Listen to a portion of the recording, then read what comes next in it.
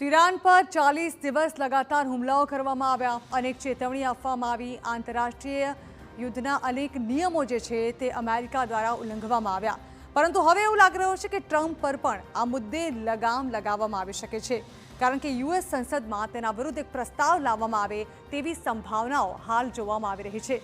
ટ્રમ્પની યુદ્ધ સત્તા પર હવે અંકુશ લગાવવાની તૈયારીઓ જે છે તે અમેરિકન સાંસદ દ્વારા કરી દેવામાં આવી છે, જ્યાં ઈરાન પર હુમલા માટે હવે સંસદની મંજૂરી જરૂરી બને તે પ્રકારનો પ્રસ્તાવ લાવવામાં આવે તેવી સંભાવનાઓ દેખાઈ રહી છે।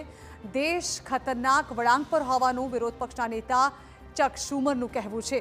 અમેરિકન બંધારણમાં જે યુદ્ધ જાહેર કરવાનો અધિકાર સંસદને છે, પરંતુ તેનો અનેકવાર ઉલ્લંઘન કરવામાં આવી રહ્યો છે, અને તેમાં પણ ખાસ કરીને ટ્રમ્પ દ્વારા વારંવાર આ અધિકારનું ઉલ્લંઘન કરવામાં આવ્યું છે।